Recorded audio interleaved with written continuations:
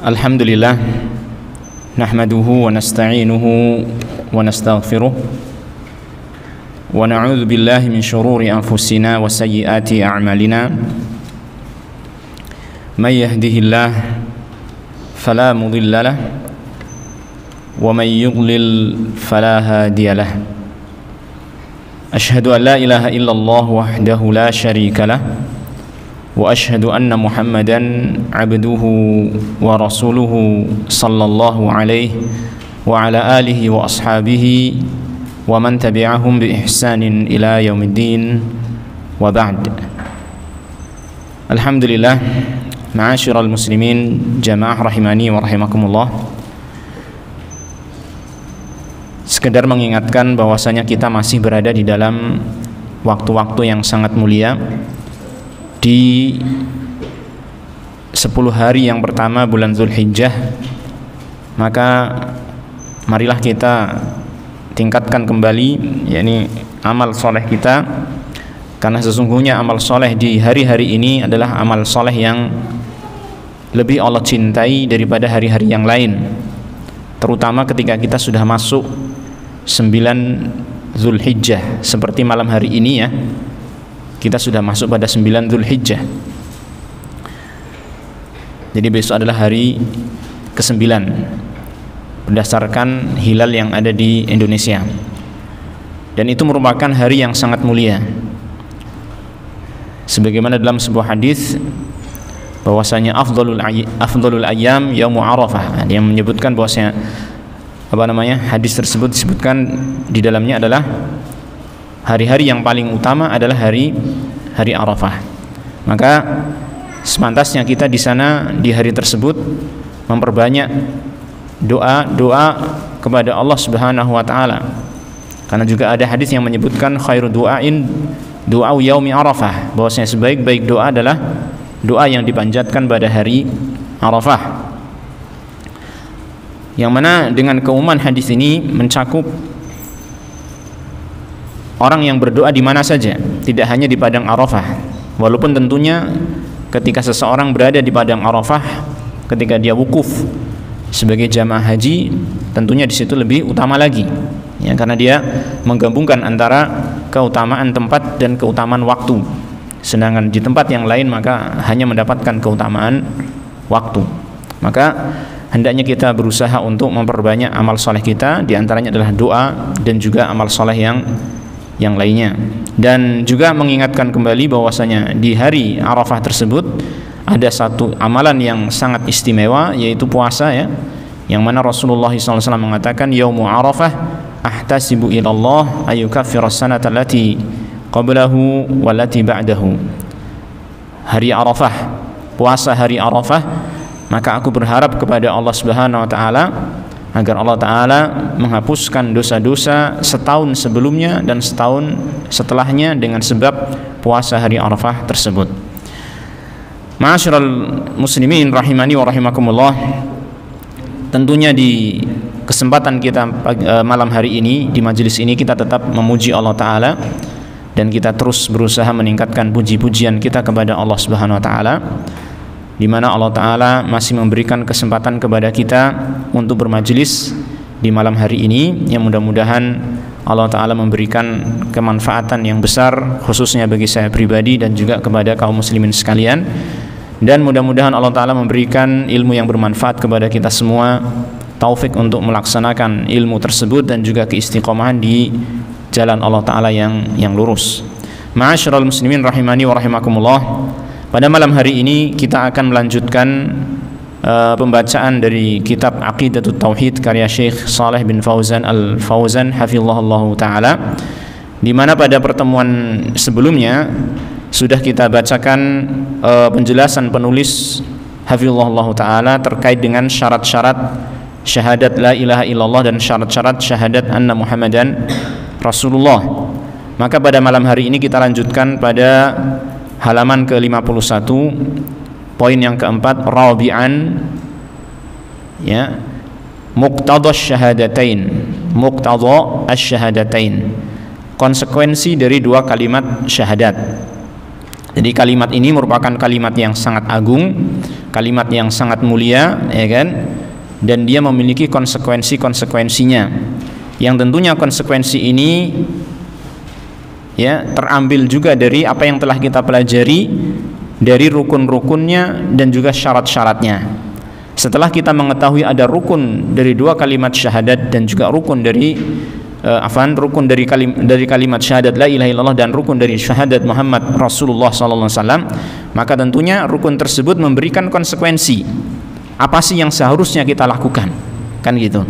Karena seandainya rukun itu tidak kita penuhi, ya kan, rukun tersebut tidak kita penuhi dan juga syaratnya tidak kita penuhi, maka otomatis bisa jadi kalimat tersebut tidak tegak pada diri kita, atau bisa jadi kalimat tersebut tidaklah memberikan manfaat kepada kita.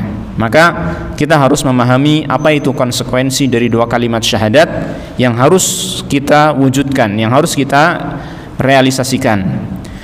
Taib, Syekh Hafizahullah Ta'ala mengatakan muqtada syahadati an la ilaha illallahu huwa tarku ibadati ma siwallahi. Konsekuensi dari syahadat la ilaha illallah, di sini beliau menyebutkan dua hal, ya. Konsekuensi dari syahadat la ilaha illallah ada dua. Yang pertama adalah apa?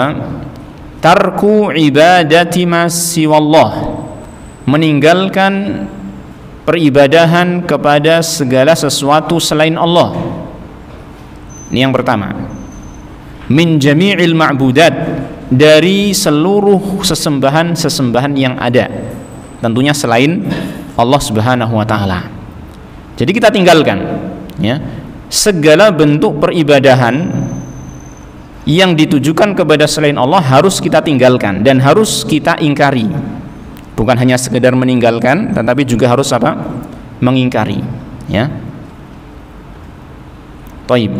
Baik itu peribadahan kepada zat-zat yang nampak secara nyata, seperti misalnya orang yang beribadah kepada kuburan, orang yang beribadah kepada pohon, orang yang beribadah kepada batu, atau zat-zat perkara-perkara yang nampaknya tidak kelihatan tapi ada, seperti misalnya apa?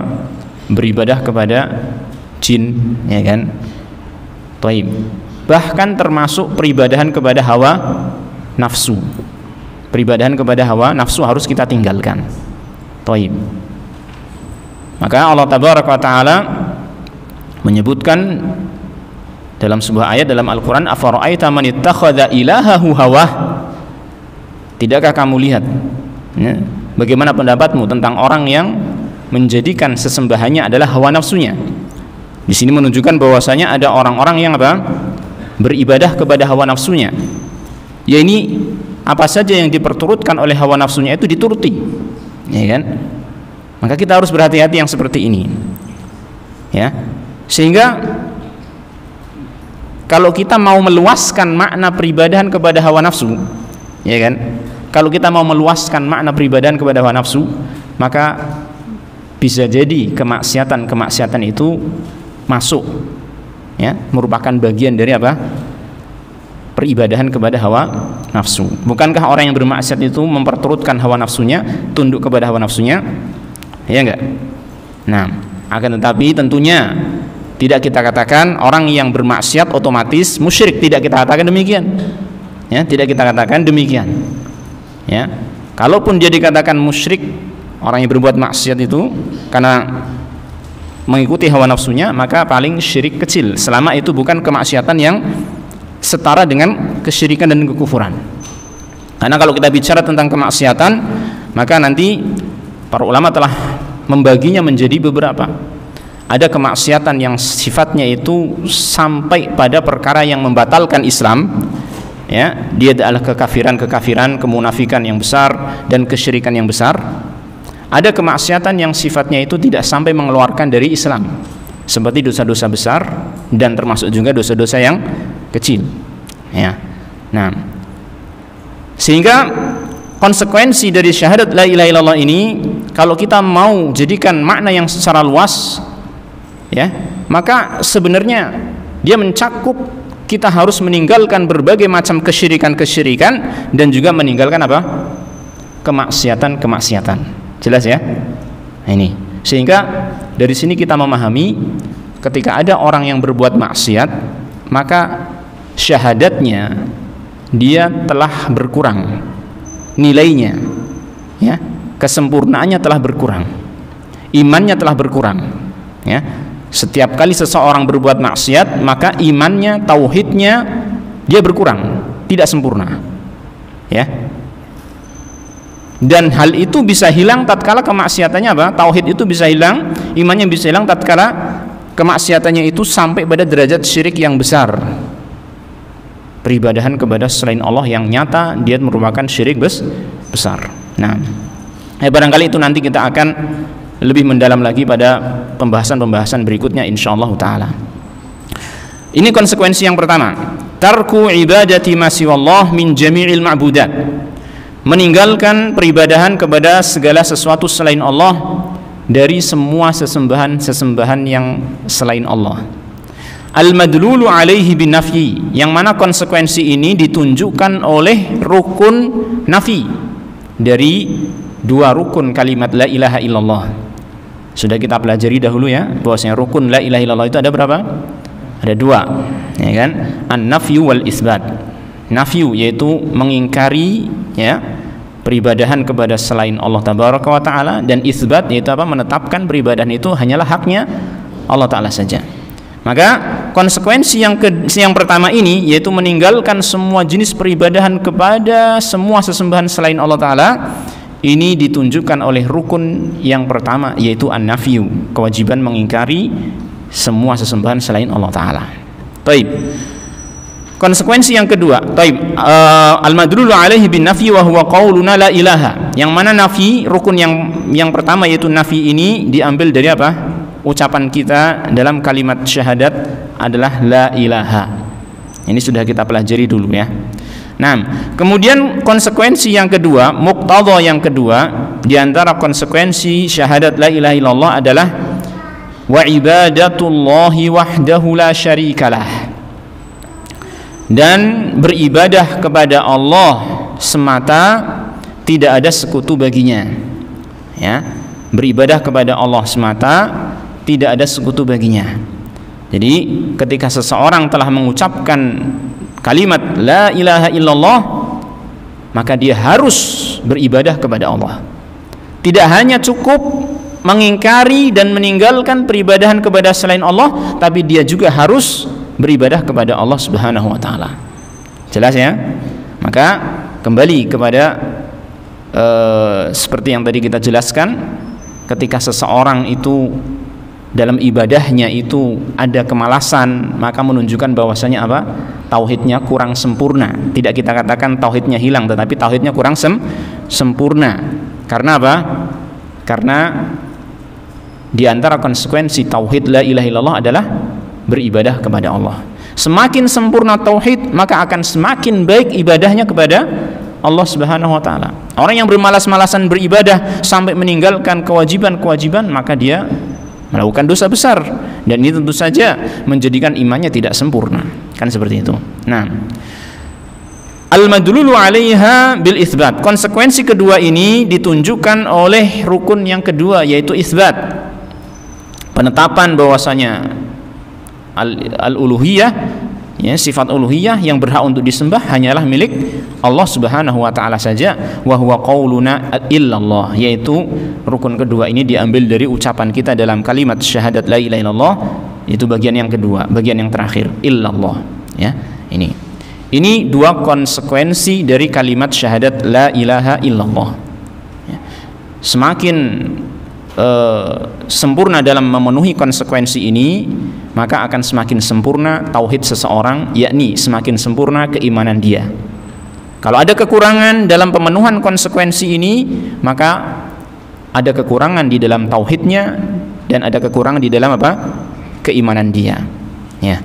Kalau dia membatalkan, ya, melakukan suatu perkara yang bisa membatalkan konsekuensinya ini, maksudnya dia meninggalkan secara mutlak konsekuensi ini, maka dia bisa apa? Batal tauhidnya. Sebagaimana nanti akan ada penjelasan setelah ini ya, pada poin yang kelima ini, nawaqidul Islam, nawaqidus syahadatain. Kita akan mempelajari nanti tentang apa? Pembatal-pembatal dua kalimat syahadat. Jadi ada perkara-perkara yang bisa membatalkan dua kalimat syahadat. Tentunya adalah ketika konsekuensi utama dari dua kalimat syahadat ini tidak terpenuhi. Nah, maka Syekh menjelaskan lebih lanjut lagi pentingnya memenuhi dua konsekuensi ini. Beliau mengatakan, fakathirun mimman yaquluha yukhalifu muqtadhaha. Banyak diantara orang yang mengucapkan kalimat syahadat ini yukhalifu muqtadhaha, ternyata dia malah apa? Menyelisihi konsekuensi kalimat syahadat tersebut. Dan ini yang harus kita waspadai ya. Kenapa kita harus waspada? Karena beliau di sini menyebutkan katsir, banyak orang yang apa? Telah mengucapkan kalimat la ilaha illallah, ternyata dia malah menyelisih konsekuensinya. Ketika beliau mengatakan banyak orang, berarti kita harus khawatir nih, ya kan? Jangan sampai kita masuk ke dalamnya. Jangan sampai kita termasuk ke dalam orang yang mengucapkan la ilaha illallah ternyata malah apa? Menyelisih konsekuensi dari kalimat la ilaha illallah. Fayuthbitul ilahiyatal manfiyata lil makhluqin wal quburi wal masyahidi wat tawaghiti wal asjari wal ahjar. Maka orang tersebut ya, di antara contoh bentuk penyimpangan dia terhadap konsekuensi la ilaha illallah adalah apa? Yuthbitul ilahiyatal manfiyah. Dia menetapkan al-ilahiyah, hak untuk disembah, al-manfiyah, yang seharusnya diingkari, yaitu ilahiyah batilah, ketuhanan yang batil, dia tetapkan lil makhluqin. Dia menetapkan ketuhanan itu kepada siapa? Para makhluk, yang seharusnya itu ditetapkan hanya untuk Allah Ta'ala saja, dia malah apa? Menetapkannya untuk makhluk. Wal kubur, ditetapkan kepada kuburan-kuburan. Wal masyahidi, petilasan-petilasan ya. Wat tawaghit, dan tauhid, segala sesuatu yang disembah selain Allah bisa dikategorikan pada tauhid ini. Wal asjar, pepohonan, wal ahjar, bebatuan, apa sajalah pokoknya selain Allah Ta'ala, ketika dia diberikan hak untuk disembah ya, maka itu adalah kebatilan, maka itu adalah apa? Penyimpangan terhadap kalimat la ilaha illallah ya. Ketika dia diberikan salah satu jenis peribadahan, seperti misalnya rasa takut, khauf, rasa takut yang menjadikan seseorang itu melaksanakan ritual-ritual tertentu, maka ini khauf yang syirik besar ya. Ketika rasa takut ini diberikan kepada selain Allah, maka dia berarti telah apa? Melakukan syirik besar. Kita itu melaksanakan ritual ibadah, sholat ya kan, siam dan lain sebagainya, itu karena kita memiliki rasa takut kepada Allah, betul? Ya kan? Kita takut kepada Allah Ta'ala sehingga kita melaksanakan ritual-ritual ini. Kita takut kepada Allah Ta'ala sehingga kita mengorbankan binatang sesembelihan itu ketika kurban ya, dengan sesuai dengan tuntunan syariat Allah Subhanahu wa Ta'ala. Nah, rasa takut yang seperti ini ikhwan, rasa takut yang menjadikan seseorang itu melaksanakan suatu ritual-ritual peribadahan, satu ritual-ritual tertentu ya, maka ini merupakan rasa takut yang dikatakan oleh para ulama khaufu ibadatin, rasa takut yang merupakan ibadah, yang seandainya diberikan kepada selain Allah maka dia jatuhlah syirik besar ya. Artinya dia memberikan uluhiyah kepada selain Allah Subhanahu wa Ta'ala. Misal ya, ada keyakinan pada satu tempat ya, kalau tidak memberikan atau tidak melaksanakan ritual kegiatan tertentu pada tempat tersebut yang kemudian ditujukan kepada sing bau rekso misalkan gitu ya, satu tempat tertentu, maka dikhawatirkan akan terjadi bencana ya. Maka ketika orang melaksanakan ritual tersebut dengan keyakinan sedemikian karena dia didorong oleh rasa takutnya mendapatkan bencana ya, maka itu bisa dikategorikan apa? Rasa takut yang syirik besar. Dan ini memberikan uluhiyah, memberikan ilahiyah kepada selain Allah Subhanahu wa taala. Kira-kira yang seperti ini banyak? Banyak enggak? Maka betul enggak kata Syekh di sini, katsirun mimman yaquluha ya, yukhalifu muqtadaha. Ini sebagai salah satu contoh, ya kan? Ada orang yang takut panenannya gagal, ya kan? Kemudian sawahnya itu dikasih sesajen-sesajen tertentu. Ditujukan kepada siapa ini? Tentu kepada selain Allah, kan gitu kan? Yang kata mereka mungkin Dewi Sri, ya kan? Kenapa dia melakukan itu? Karena takut panenannya gagal. Bukankah ini menyelisih kalimat la ilaha illallah? Iya. Ternyata ada banyak orang yang apa? Mengucapkan la ilaha illallah, tapi dia apa? Menyelisihi konsekuensi dari kalimat la ilaha illallah tersebut. Wa haula'i, dan mereka ini kata Syekh, i'taqadu anna at-tauhid bid'atun. Mereka meyakini bahwasanya tauhid itu perkara yang baru. Ya. Maksudnya apa? Ketika ada orang yang mengajak mereka untuk mentauhidkan Allah tabaraka wa taala, orang tersebut ditolak. Orang tersebut tidak disukai oleh masyarakat setempat. Karena apa? Kata mereka, kamu itu membawa ajaran baru, ya, tidak mengikuti ajaran nenek moyang. Berarti kira-kira yang ajaran yang lama kata mereka siapa? Ajaran apa? Ajaran mereka itu ajaran syirik, ya enggak? Itu ajaran nenek moyang kata mereka. Ajaran mbah-mbah terdahulu. Kamu itu baru orang sini, orang baru kemarin sore gitu kan istilahnya gitu. Membawa ajaran baru kamu itu. Ya. Kalau kamu mau hidup di sini jangan seperti itu. Pergi sana dari kampung sini misalkan gitu. Mudah-mudahan kita enggak sampai seperti itu ya. Kita berharap masyarakat kita itu ya ini menjadi masyarakat yang bertauhid kepada Allah Subhanahu wa taala, dan kita harus berdakwah secara hikmah kepada mereka, jangan secara frontal, ya kan? Agar dakwah kita itu bisa masuk kepada mereka. Ini penting, ya. Baik. Jadi mereka menganggap bahwasanya tauhid itu perkara yang baru. Yang lama adalah apa? Tradisi mereka, kata mereka. Padahal ya kan, kalau kita perhatikan antara tauhid dengan kesyirikan itu duluan mana? Duluan mana, ikhwan? Buktinya apa kalau duluan tauhid? Siapa yang tahu? Buktinya apa kalau tauhid itu perkara yang paling awal duluan?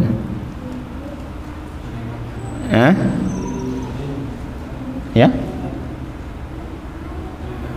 Nabi Muhammad SAW berdakwah sebelumnya sudah ada kesyirikan. Berarti duluan mana? Nabi Muhammad SAW berdakwah tauhid sebelumnya sudah ada kesyirikan. Duluan mana tuh? Duluan syirik. Berarti tauhid baru bid'ah. Duluan tauhid. Alasannya? Alasannya manusia pertama siapa? Nabi Adam. Nabi Adam bertauhid. Anak-anaknya bertauhid. Anak-anaknya lagi bertauhid. Anaknya lagi bertauhid. Sampai 10 generasi, kata sahabat Abdullah bin Abbas radhiyallahu anhuma, bahwasanya manusia dahulu itu pertama kali ada manusia gitu ya. Itu mereka berada di atas tauhid selama 10 kurun. Ada yang mengatakan kurun itu abad, ya. Jadi tentang penafsiran ucapannya Ibnu Abbas ini, ada yang mengatakan kurun itu abad, ada yang mengatakan kurun itu apa? Generasi. Ala kulli hal, Ibnu Abbas mengatakan, dan tentunya ini bukan dari beliau sendiri ya, tentunya ini adalah dari Nabi Muhammad SAW yang beliau dapatkan, ya kan? Bahwasanya apa? Manusia pertama itu berada di atas tauhid, ya kan? Selama 10 kurun. Baru kemudian muncul kesyirikan. Sehingga yang pertama itu apa? Tauhid. Kesyirikan perkara yang baru. Makanya sebelum ada kesyirikan itu enggak ada rasul. Adanya nabi. Siapa? Nabi Adam alaihissalam. Nabi Adam itu bukan rasul, karena waktu itu belum ada kesyirikan.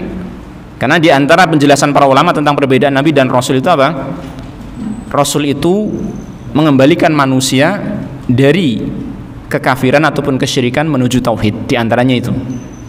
Ya.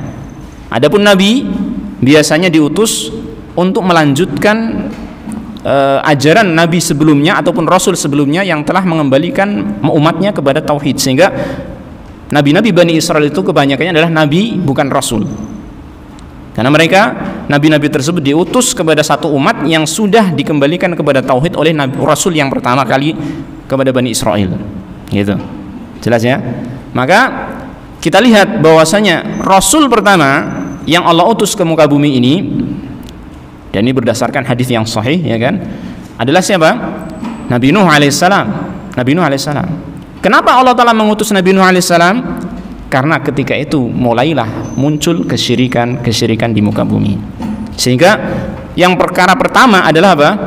Tauhid. Tauhid adalah perkara yang pertama. Ya. Sedangkan syirik adalah perkara yang baru. Ya kan? Sehingga kebalik keyakinan mereka ini yang mengatakan tauhid itu adalah bid'ah, tauhid adalah perkara yang baru. Tidak, itu kebalik, ya.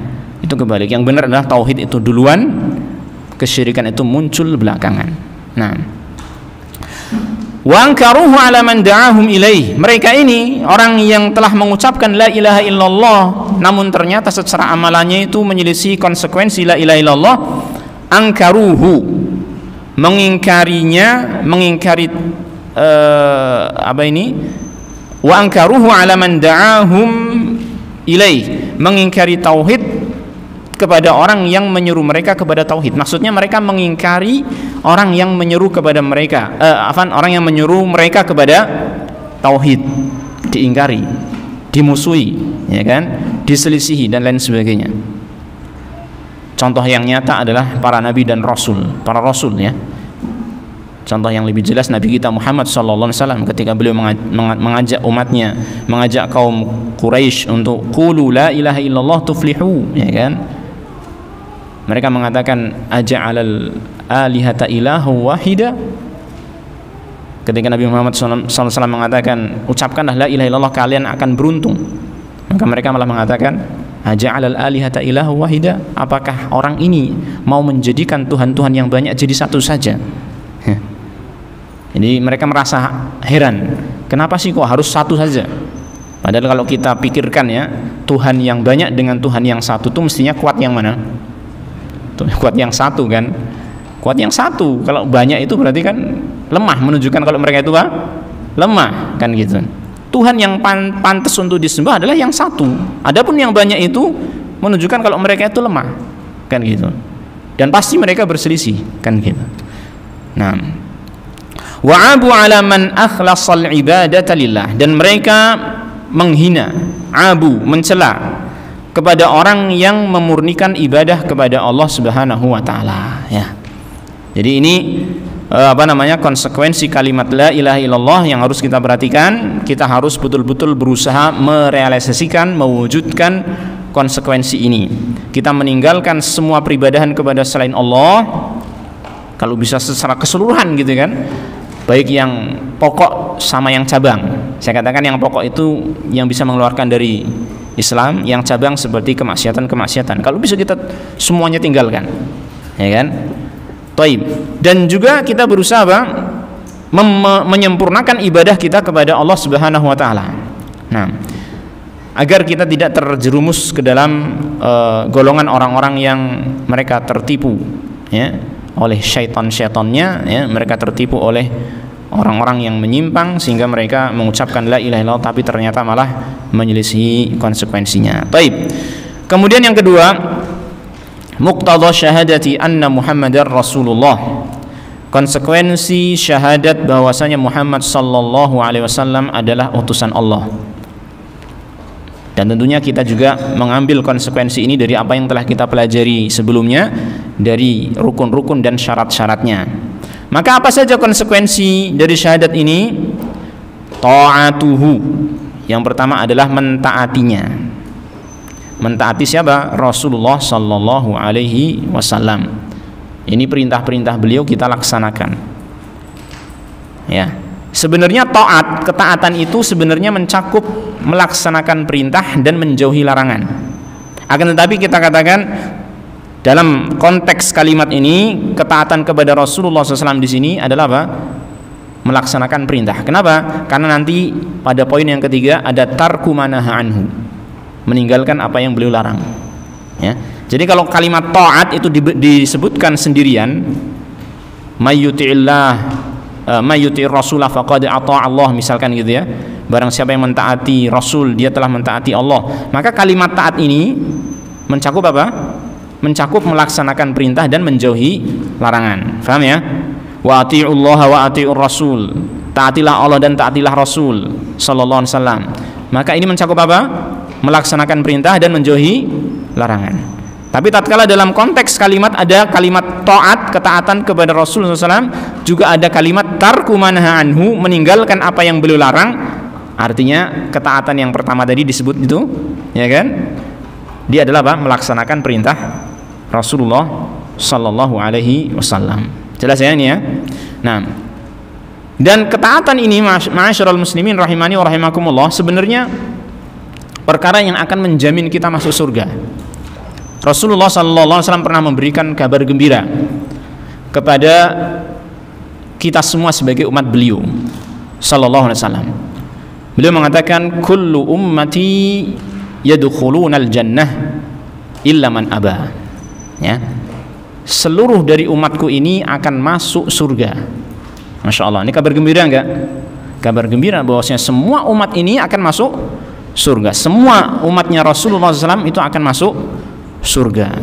Semua itu berarti mencakup dari awal di zaman beliau sampai hari kiamat. Yang termasuk umat beliau SAW, yang menyambut dakwah beliau SAW, pasti masuk surga. Tapi Rasulullah SAW mengatakan apa?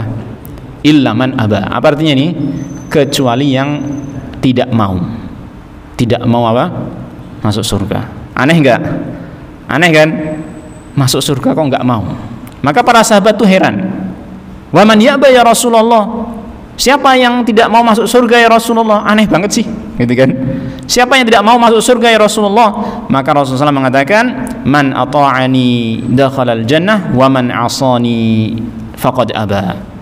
Siapa yang taat kepadaku dia masuk surga, dan siapa yang durhaka kepadaku maka dia adalah orang yang enggan masuk surga. Maka kita alhamdulillah sudah memiliki modal sebagai apa? Umat beliau, kan gitu kan. Kita semua sudah mengucapkan kalimat syahadat la ilaha illallah Muhammad Rasulullah, menunjukkan kalau kita termasuk umat beliau. Tinggal kita memenuhi ini apa yang menjadi syarat masuk surga, yaitu apa? Ketaatan kepada Rasulullah sallallahu alaihi wasallam. Maka termasuk konsekuensi ini syahadat anna Muhammad dan Rasulullah sallallahu alaihi wasallam adalah apa? Mentaati beliau sallallahu alaihi wasallam dengan melaksanakan perintahnya dan menjauhi larangannya. Wa tasdiquhu, dan membenarkannya. Ini juga sudah kita pelajari kemarin ya. Membenarkan maksudnya apa? Tasdiq, membenarkan kabar-kabar beliau sallallahu alaihi wasallam, kabar yang beliau sampaikan. Tidak usah kita ragu ketika satu hadis ataupun satu keterangan datang betul-betul dari Rasulullah SAW, maka kita harus mempercayainya. Yang biasanya dicontohkan oleh para ulama tentang masalah ini ya adalah hadis lalat. Ketika apa?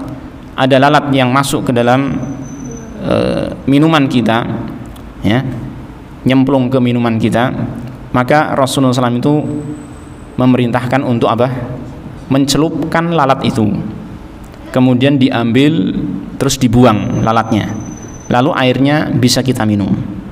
Lalu beliau mengatakan sallallahu alaihi wasallam, beliau mengatakan apa? Karena di salah satu sayap lalat itu ada penyakit, dan di salah satunya yang lain ada penawarnya, Zaman dahulu tidak ada teknologi kedokteran seperti zaman sekarang, mikroskop dan lain sebagainya untuk meneliti bakteri-bakteri, mikroba dan seterusnya. Lalu beliau sallallahu alaihi wasallam dapat dari mana ini? Kok tahu seperti ini? Tentunya dari siapa? Allah tabaraka wa ta'ala, dari wahyunya Allah ta'ala. Allah yang maha mengetahui segala sesuatu mengabarkan kepada Rasulullah sallallahu alaihi wasallam, dan Rasulullah SAW kita ketahui beliau adalah seorang yang jujur, as-sadiqul amin, seorang yang jujur, dan beliau adalah orang yang amanah. Maka ketika beliau menyampaikan suatu kabar berita, tidak mungkin beliau dusta. Tidak mungkin beliau apa? Dusta. Maka wajib untuk kita percaya apa yang beliau sampaikan tersebut. Sehingga seorang mukmin, ya kan, ketika mendapatkan berita dari Rasulullah sallallahu alaihi wasallam dalam hadis, langsung dia percayai, nggak usah tanya macam-macam, nggak usah nyari bukti-buktinya. Ketika dia sudah jelas ini adalah sabda Rasulullah sallallahu alaihi wasallam. Ya. Terkait dengan lalat tadi, dan ternyata Masya Allah ya kan, zaman sekarang sudah bisa diteliti oleh para ahlinya, teknologi kedokteran, teknologi yang lebih dahsyat lagi gitu kan, bisa meneliti dan betul terbukti bahwasanya salah satu sayap lalat itu ada penyakit dan salah satu sayap yang lain ada penawarnya. Tapi seorang mukmin nggak harus menunggu bukti seperti ini, ya kan? Cukup dia mendengar, oh ini betul dari Rasulullah SAW, cukup dia percaya.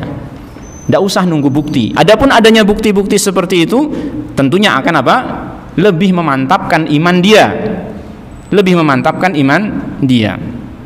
Seperti halnya Nabi Ibrahim alaihissalam. Ini ketika dia meminta ditunjukkan oleh Allah Ta'ala bagaimana Allah Ta'ala menghidupkan sesuatu yang mati, maka Allah Ta'ala bertanya kepada Nabi Ibrahim, awalam tu'min?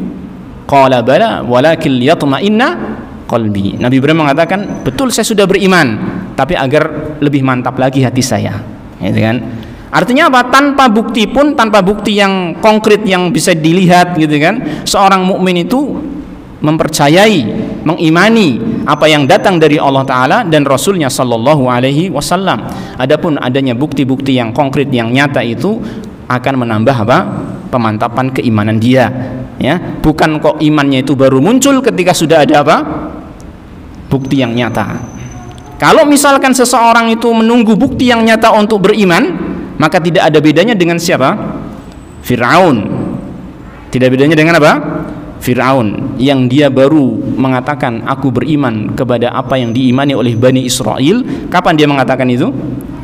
Ketika dia mendapatkan azab. Lihat azab yang nyata, ya kan? Dia baru beriman. Jangan nunggu nampak jelas sesuatu perkara yang harus kita imani. Cukup kita mendapatkan kabar, berita dari Allah dan Rasulnya Sallallahu Alaihi Wasallam, cukup untuk kita imani, sudah. Ini landasan untuk kita bisa memiliki tasdik, ya, kepada Rasulullah Sallallahu Alaihi Wasallam. Wa tarku ma naha anhu, dan meninggalkan apa saja yang beliau larang. Dan ini sebagai landasan untuk kita bisa melaksanakan ketaatan kepada Rasulullah SAW. Ini dengan melaksanakan perintah dan menjauhi larangan, kita harus meyakini bahwasanya apa yang diperintahkan dan dilarang oleh Rasulullah Sallallahu Alaihi Wasallam adalah untuk kemaslahatan kita semua. Adalah untuk kemaslahatan kita semua, dan itu adalah perintah dan larangan yang pasti adilnya. Perintah dan larangan yang pasti adil. Maka Allah Ta'ala menyebutkan tentang Al-Quran, mensifati tentang Al-Quran, wa tammat kalimatu rabbika sidqa wa adla, dan telah sempurna firman Tuhanmu, yaitu Al-Quran ini, dengan sifat sidq, jujur, dan adil. Jujur dalam kabar beritanya sehingga kita tuh harus percaya, dan adil dalam perintah dan larangannya sehingga kita harus mentaati perintah dan larangan Allah dan Rasulnya Sallallahu Alaihi Wasallam. Taib. Kemudian wal-iqtisaru 'alal amal bisunnatihi, dan sudah dan ya, mencukupkan diri untuk mengamalkan sunnah beliau Sallallahu Alaihi Wasallam. Mencukupkan diri untuk mengamalkan sunnah beliau Sallallahu Alaihi Wasallam, yakni ajaran beliau, tuntunan beliau Sallallahu Alaihi Wasallam, terutama dalam masalah agama, dalam masalah ibadah. Cukup kita pakai tuntunan Rasulullah SAW, jangan pakai yang lain. Adapun dalam masalah dunia, maka itu boleh kita berinovasi, boleh berkreasi dalam urusan dunia, ya. Karena Rasulullah SAW diutus oleh Allah Ta'ala bukan untuk bukan untuk mengajarkan bagaimana kita mengurusi urusan dunia, cara cari duit, ya kan, tidak, tetapi berkaitan dengan agama, berkaitan dengan bagaimana kita mewujudkan ibadah untuk mencari ridho Allah Subhanahu wa Ta'ala, ya. Sehingga mencukupkan diri untuk mengamalkan sunnah beliau Sallallahu Alaihi Wasallam tentunya adalah dalam agama, dalam ibadah, mencukupkan diri dengan tuntunan beliau Sallallahu Alaihi Wasallam. Lawannya adalah tarku ma'adaha, meninggalkan selain dari sunnah Rasulullah SAW, selain tuntunan Rasulullah SAW, minal bid'ah wal muhdatsat, dari perkara-perkara yang disebut dengan bid'ah dan muhdatsat, yaitu perkara-perkara yang baru. Tentunya dalam dalam agama, dalam ibadah, bukan dalam urusan dunia. Dalam urusan dunia silakan pakai mikrofon, pakai HP, pakai pengeras suara, ya, kemudian pakai motor, pakai pesawat terbang, itu urusan dunia, tidak masalah. Tetapi yang kita bicarakan adalah urusannya Rasulullah SAW adalah agama. Maka kita harus meninggalkan perkara-perkara baru dalam agama. Kalau kita melaksanakan agama ini, melaksanakan ibadah kita dengan menggunakan perkara-perkara baru yang tidak dituntunkan oleh Rasulullah SAW, maka akan sia-sia belaka. Kenapa? Karena akan ditolak oleh Allah Ta'ala. Rasulullah SAW sendiri pernah mengatakan, man amila amalan laisa alaihi amruna fahuwa raddun. Barang siapa yang melakukan amalan tidak ada tuntunan kami padanya. Amalan apa ini maksudnya? Amalan agama kan, amalan ibadah. Tidak ada tuntunan kami padanya, maka dia tertolak. Maka dia tertolak oleh Allah Ta'ala, sehingga tidak membuahkan hasil. Kemudian konsekuensi berikutnya adalah taqdimu qaulihi ala qauli kulli ahad. Mendahulukan ucapan beliau sallallahu alaihi wasallam atas ucapan siapa saja di antara manusia, ya. Dan ini tentunya ketika ada perselisihan perselisihan, benar ya, pertentangan antara ucapan Rasulullah SAW dengan ucapan manusia biasa. Ketika ada pertentangan, maka yang kita dahulukan adalah ucapan Rasulullah sallallahu alaihi wasallam. Ini adalah konsekuensi dari syahadat kita, asyhadu anna Muhammadan Rasulullah. Nah, masyarul muslimin rahimani wa rahimakumullah, barangkali ini yang bisa kita pelajari untuk malam hari ini. Insyaallah pada pertemuan selanjutnya kita akan mempelajari perkara yang penting lagi, yaitu apa? Terkait dengan nawaqidus syahadatain, pembatal dua kalimat syahadat. Karena ternyata dua kalimat syahadat yang sudah diucapkan oleh seorang muslim itu bisa terbatalkan dengan perkara-perkara yang akan dijelaskan nanti insyaallah ta'ala. Maka kita harus mempelajarinya, jangan sampai kita terjerumus ke dalam pembatal ini tanpa kita sadari, ya. Ma'asyiral muslimin rahimani wa rahimakumullah, demikian yang kita pelajari. Mudah-mudahan Allah Ta'ala memberikan ilmu yang bermanfaat kepada kita, amal yang saleh dan keistiqomahan. Kita akhiri wa sallallahu wasallam ala nabiyyina Muhammadin wa ala alihi wa sahbihi ajma'in wa akhiru da'wana alhamdulillahi rabbil alamin.